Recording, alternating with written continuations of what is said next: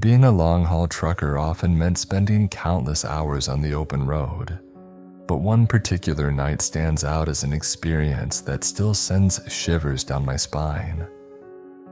I was navigating the desolate stretch of highway between Amarillo and Albuquerque, surrounded by nothing but darkness and the occasional flicker of distant stars. Little did I know, the monotony of the journey was about to be shattered by a bizarre and inexplicable encounter. It was around 2 a.m., and fatigue was beginning to set in as I pressed on through the night. The hum of the engine and the rhythmic thud of my truck's tires against the asphalt provided a hypnotic soundtrack to the lonely drive. The radio offered little distraction, with only sporadic bursts of static breaking the silence. As I rounded a bend in the road, I caught a glimpse of something unusual in the distance. At first, I thought it was a trick of the tired mind, a mirage brought on by hours of solitary driving. But as I approached, the bizarre sight became undeniably real. Standing on the side of the road was a figure, tall and slender, bathed in an otherworldly glow. The illumination seemed to emanate from the figure itself, casting an ethereal aura that flickered like a dying flame.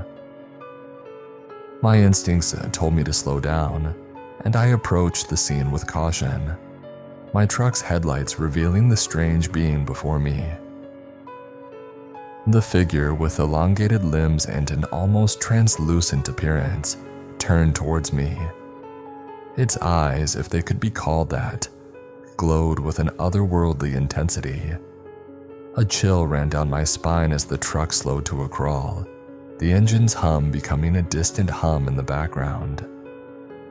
As I came to a stop, the figure extended an impossibly long arm, gesturing for me to roll down my window. A mixture of fear and curiosity gripped me, and I hesitated before reluctantly lowering the window. The air outside was still, and an unnatural silence enveloped us. In a voice that seemed to echo from somewhere far away, the figure spoke.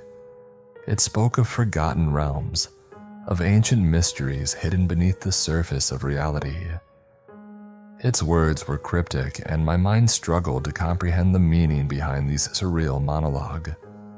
The being seemed to know things beyond human understanding, and a sense of unease settled in the cab of my truck. Without warning, the figure withdrew its arm and began to fade, the ethereal glow dissipating like mist in the wind. As it vanished into the darkness, a profound sense of relief washed over me. I sat there trying to make sense of the bizarre encounter, the hum of the engine returning as if breaking a spell. With a hesitant glance in the rearview mirror, I continued my journey, the memory of the strange figure lingering in my thoughts. The highway stretched ahead, seemingly unchanged, but the night had left an indelible mark on my perception of reality.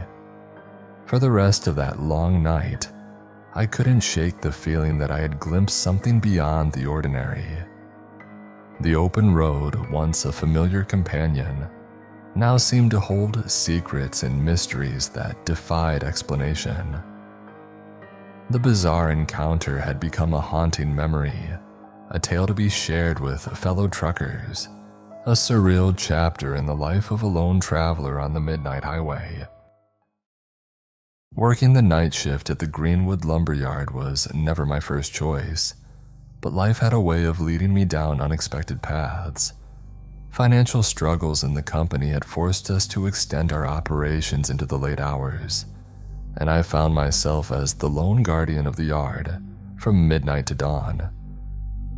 It was a cold night, and the scent of freshly cut wood lingered in the air as I patrolled the vast yard with my flashlight, the gravel crunching beneath my boots.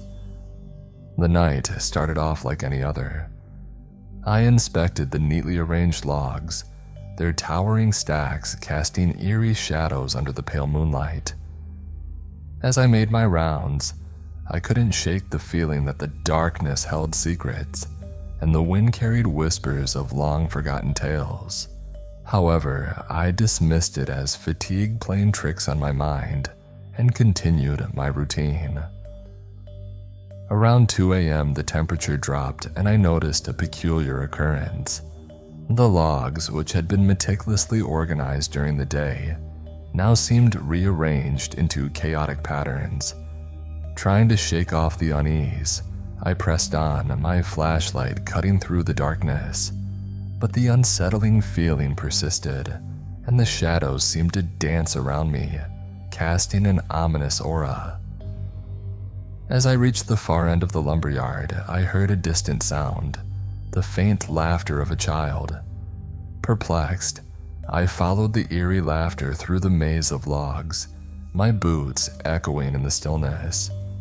The laughter evolved into soft whispers that seemed to echo through the timber.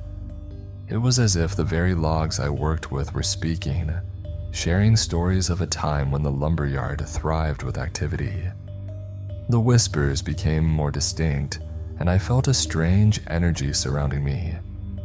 The temperature plummeted, and in the dim light I stumbled upon an old axe lying on the ground. The whispers intensified, urging me to listen to the tales of the lumberyard's past. The shadows played tricks on my tired mind, forming shapes and figures that seemed to tell stories of environmental devastation and the consequences of our actions. In the eerie ambience, I felt a connection to the haunting stories, a weight settling in my chest. It was as if the lumberyard itself was conveying the impact of our activities on the environment. The night became an introspective journey, a confrontation between my actions and the silent echoes of the timber. As dawn approached, the whispers faded, and the temperature returned to normal. Exhausted and bewildered, I found myself at the entrance of the lumberyard, the first light of day breaking through the horizon. The night had been a surreal experience, a revelation of the consequences of our actions on the environment. Leaving the lumberyard, the ancient axe still in hand, I felt a profound sense of responsibility. The stories of the timber had changed me, and I committed to advocating for sustainable logging practices. From that night forward, I worked tirelessly to ensure that the lumberyard operated in harmony with nature, understanding the interconnectedness between our actions and the environment. The lumberyard, once a place of silent echoes, transformed under my watchful eye. No ghosts or paranormal tales, just a man changed by a night shift revelation, striving to make amends and protect the delicate balance between industry and nature. The silent echoes of the timber became a guiding force, reminding me of the responsibility we all bear in preserving our environment for future generations. The city was a different beast at night, the hustle and bustle of the day replaced by an eerie stillness that settled over the streets. I found myself walking alone, a solitary figure navigating the quiet avenues in the solitude of the late hour. It was a familiar path, one I had strolled countless times before, but this particular night held an atmosphere that seemed to change everything. The streetlights cast long shadows on the empty sidewalks, and the only sounds were the soft echoes of my footsteps against the pavement. The air was cool and crisp, a stark contrast to the warmth of the day that lingered in the memory of the concrete under my feet. As I walked, a sense of tranquility washed over me, the kind that comes with the serenity of a city winding down for the night. Yet, amid the quiet, an underlying tension gnawed at the edges of my awareness. The usual nocturnal noises, distant sirens, the occasional passing car, were absent, leaving me with nothing but the rhythmic beat of my own heart. The buildings once bustling with life now loomed like silent sentinels, their windows reflecting the pale glow of the moon. I turned down a narrow alley, a shortcut I had taken countless times during the day, now transformed into a corridor of shadows. The narrow path was dimly lit, and the flickering bulbs overhead created a play of light and darkness that danced along the brick walls. As I ventured deeper into the alley, a strange sensation settled over me, a feeling of being watched, of unseen eyes peering from the darkness. I quickened my pace, the echo of my footsteps bouncing off the walls in a hollow symphony. A rustle in the shadows made me stop in my tracks. My senses heightened and every nerve seemed to tingle with a heightened awareness. I strained to see into the darkness, my imagination conjuring unseen figures lurking just beyond the reach of the feeble alley lights. A distant street lamp flickered, casting an intermittent glow on the ground. In that brief illumination, I caught a glimpse of movement, a shadowy figure that seemed to dissolve into the darkness as quickly as it appeared. My heart raced, and a chill ran down my spine, the realization that I was not truly alone sinking in.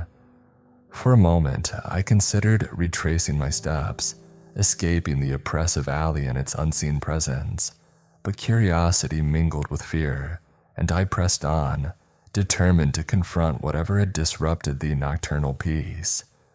The alley seemed to stretch on forever, the walls closing in as the shadows played tricks on my perception. As I reached the end of the alley, the city sounds gradually returned, the distant hum of traffic and the occasional nocturnal creature breaking the silence. I emerged into a more open space, the oppressive feeling lifting with each step into the well-lit street. I glanced back at the alley, half expecting to see the mysterious figure lingering in the shadows. The encounter left an indelible mark on my night, a mixture of trepidation and wonder. The city in its nocturnal solitude revealed a hidden underbelly that eluded the daylight. As I continued my solitary walk, the streetlights overhead seemed to cast a softer glow, and the city, though familiar, had taken on a new guise, a realm of mysteries that awaited discovery in the quiet hours of the night.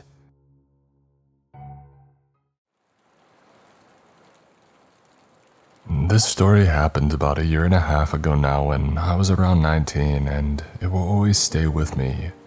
It has definitely given me PTSD and a greater fear of men since it happened.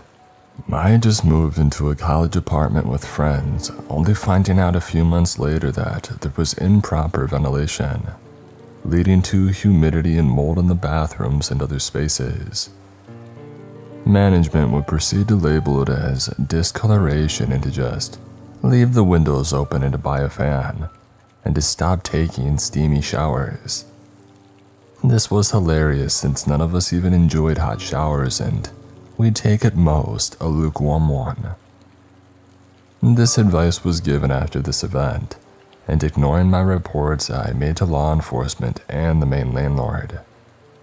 However, we were barely adults and had never had to deal with such a terrible mold issue, buying sprays and cleaning the ceilings, crevices, tubs, and so on, constantly in fear of mold inhalation.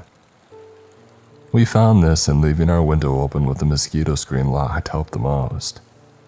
This small window, the size of an average human head, about 9 feet off the ground, facing the other apartment's window, was of no concern to us when we were using the bathroom.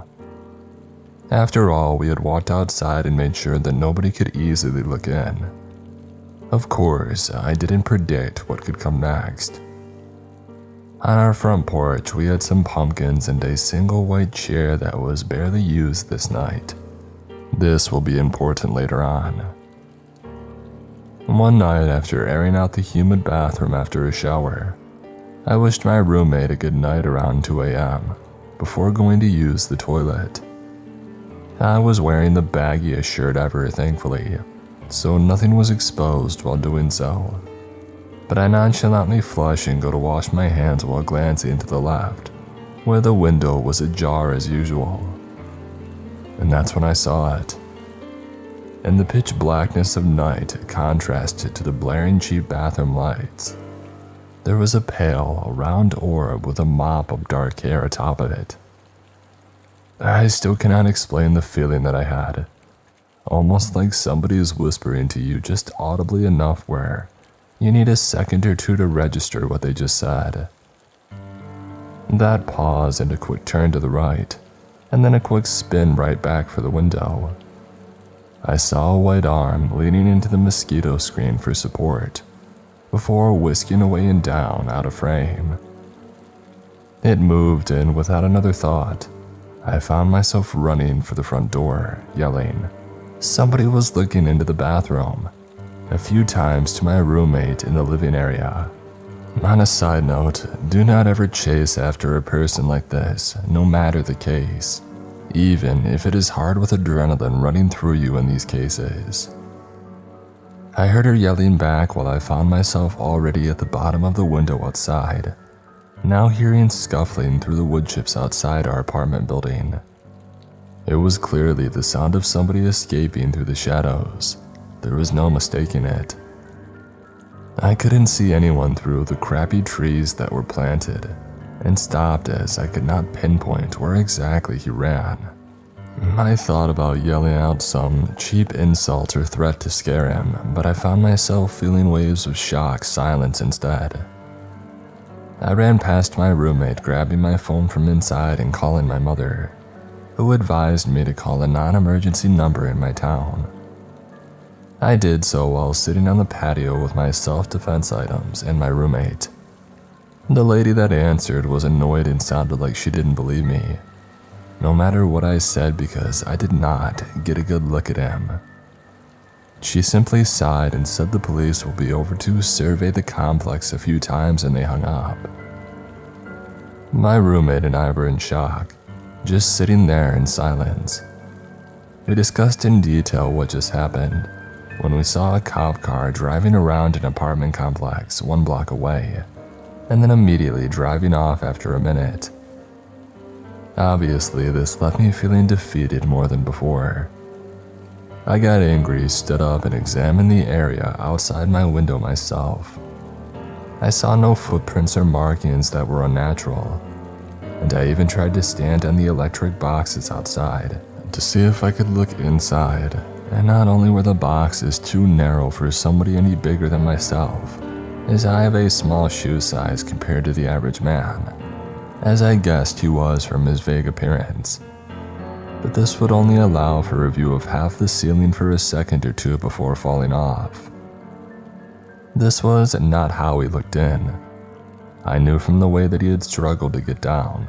I saw enough of his torso to determine that he was around 5'8", and had to have some other way to easily be staring in like he had. It was also odd that he had darted off without me seeing him, and only hearing him, because there are sensors placed around the complex, with one right by our bathroom window. When triggered, they display a bright and blinding light that lights up the whole back area inside of our apartment, right where this occurred. I brainstormed for a second before darting off past it. It didn't go off. When I walked back to my roommate, that was when it did. I tested this twice over with the same results. It only worked when you were not running past it. I felt a sense of relief only to the fact that I was not so crazy. I was the only witness to this, but I could tell that my roommate believed me. We headed back to our front door, talking about what we would do if he came back. Obviously, we would be keeping our window closed from now on, but we had to give him just desserts, we thought in our exhausted and overwhelmed teen heads. That was when I joked about grabbing one of our pumpkins and hitting him over the head with it, when I stopped in my tracks. "Hey, didn't we have a chair there?" I asked. The white patio chair was gone. We looked around and it was nowhere to be found. I almost fell to my knees. That was how he did it. My roommate hurriedly looked through her phone. She remembered having a food order earlier that day with photo confirmation. Approximately 4 hours earlier, there it was, The bag at our door that was sitting directly on a white chair, right next to our pumpkins. The same chair. I immediately posted to social media sites, asking for help finding this distinct chair, thinking that it would be the last hope we could have in finding this pale-faced creep. Not only had he been staring into our bathroom for God knows how long, but he had surveyed our front door area and possibly looked in through the windows here as well, although the blinds were closed. Our apartment made sure to install the worst kind of blinds that you can never fully close, so if anybody wants to look in even into your bedroom, they would only have to crouch down just a little bit. We felt disgusted and shocked. I left 3 voice messages with the apartment complex the following day, informing them of the incident and about the issues with their ventilation. As you expected, nobody ever got back to me. This was weird since they always did previously. I felt like everybody had failed me in this moment. I did everything I could, but I never received any closure or solace. In fact, I received tips from other college girls in the same area, telling me of very similar experiences, where they sometimes had full view of a greasy older man even touching himself to them. Recently, these past few months too, there have been numerous attacks as well as peeping toms in the same area of our apartments. Funnily enough, the clear descriptions match what glimpse I got of him, but still the police never caught anybody in connection to these cases. I never viewed this area as a bad area and always took every precaution that I could, but I still felt at fault now. I know that I'm not, but I hope that everybody living in a similar situation makes sure to at least close their shower curtains to shield yourself, or close their window when the bathroom is in use at all. I wish that I could buy security cameras, but I know management would file a complaint. I'm moving out soon anyway, so this is the only solace that I have of getting out of there and leaving this all behind. And to the greasy, stinky, pale thing who I stared eye to eye with all that time ago, I hope we never meet again, for your sake.